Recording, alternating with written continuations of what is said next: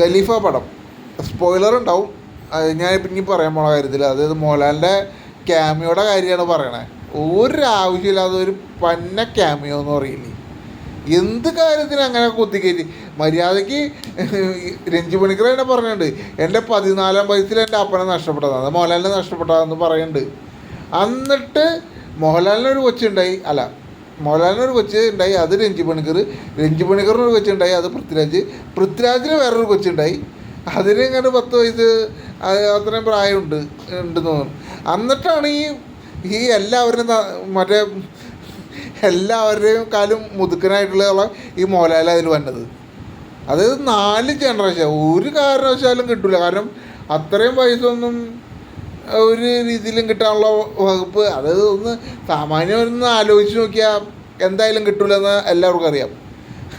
അതുമാത്രമല്ല, ഈ 10-50 കൊല്ലം ചുരുങ്ങിയത് അത് ജയിലിൽ, അതായത് വേറൊരു രാജ്യത്ത് ഒരു ജയിലിൽ കിടക്കുമ്പോൾ, ജയിലിലാണ് കിടക്കണത്, ആ ആളെ പറ്റി ഒരു വിവരവും അതായത് ഇന്ത്യക്കും കിട്ടിയില്ല, പുള്ളിയുടെ വീട്ടുകാർക്കും കിട്ടിയില്ല, ഒന്നും കിട്ടിയില്ല.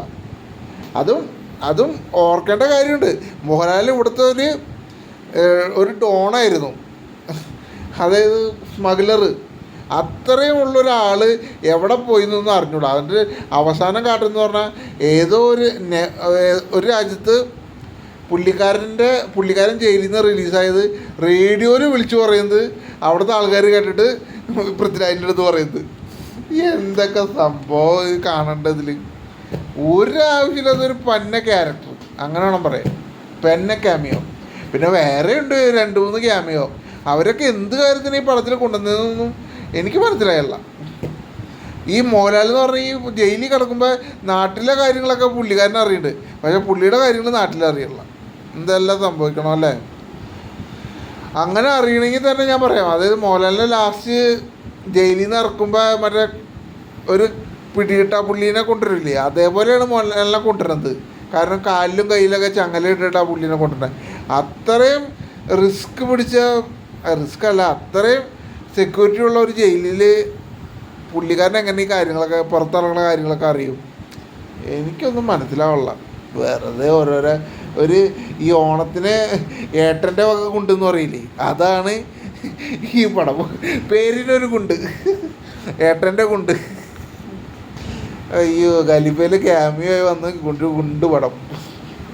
പൃഥ്വിരാജിൻ്റെ ഇതൊന്നും കുഴപ്പമില്ല, പോർഷനൊന്നും കുഴപ്പമില്ല. കാരണം പുള്ളിക്കാരൻ ഫൈറ്റും കാര്യങ്ങളൊക്കെ നല്ല, അത് അസൂഷ്യ. പുള്ളിക്കാരൻ്റെ ഫൈറ്റ് എല്ലാ പടത്തിലുള്ള പോലെ തന്നെ ഫൈറ്റ്, ഒരു 19 പേരെ പുള്ളിക്കാരൻ ഒറ്റയ്ക്ക് അടിക്കണു, അതൊക്കെ തന്നെ ഇതിലുള്ളൂ. കാരണം ഇതിൽ ജയിലിൽ വെച്ചൊരു സംഭവമുണ്ട്, അതായത് പൃഥ്വിരാജിനെ കൊല്ലാൻ ഒരു 10, 30, 40 പേര് വരും. എല്ലാവരും പുള്ളി അങ്ങനെ വിജയിച്ചിരിക്കുന്ന സംഭവം. പിന്നെ ഈ പടത്തിൽ എന്ന് പറഞ്ഞാൽ മറ്റേ സ്വർണ്ണക്കടത്ത്, അതായത് LDFൻ്റെ സർക്കാരിൻ്റെ കാലത്തുണ്ടായ ഇതൊക്കെ ഇതിൽ പറയാനുണ്ട്. പിന്നെ മാത്രമല്ല മറ്റേ പാർട്ടി സെക്രട്ടറി എന്നൊക്കെ പറയണ്ട, അതൊക്കെ ശരിക്കും ഈ കമ്മ്യൂണിസ്റ്റുകാരുടെ ഇതാണ്, പാർട്ടി സെക്രട്ടറി അങ്ങനെയൊക്കെ പറയാനുണ്ട്. ശരിക്കും കമ്മ്യൂണിസ്റ്റിനിട്ടൊരു കൊട്ട് കൊടുക്കാനുണ്ട് ഈ പടത്തിൽ. സ്വർണ്ണക്കടത്ത് എന്ന് പറഞ്ഞൊക്കെ കൊടുക്കുന്നുണ്ട്. പിന്നെ വേറൊരു കാര്യം എന്ന് പറഞ്ഞാൽ ഇതിൽ സ്വപ്ന സുരേഷിനെ പോലത്തെ ഒരു പെണ്ണ് ഇത് ഈ പടത്തിലുണ്ട്. അവരും ഈ സ്വർണ്ണക്കടത്ത് കാര്യങ്ങൾക്കൊക്കെ പിടിക്കപ്പെടുന്ന ഒരാളാണ്.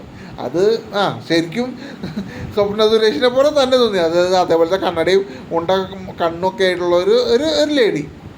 അവർ തന്നെയാണ് അതിൽ അഭിനയിച്ചതെന്നൊന്നും അറിഞ്ഞൂടാ. എന്തായാലും ഇത്ര തന്നെ ഉള്ളൂ ഈ പടത്തിലെ. പക്ഷേ പടം എനിക്ക് മോശമായിട്ട് തോന്നിയില്ല, എന്നാൽ നല്ലതെന്ന് തോന്നിയില്ല. ഒരു റിപ്പീറ്റ് വാല്യൂ ഉണ്ടെന്ന് എനിക്ക് തോന്നല്ല. ഒരു 1 ടൈം വാച്ച് മൂവി, അത്രേ ഉള്ളൂ.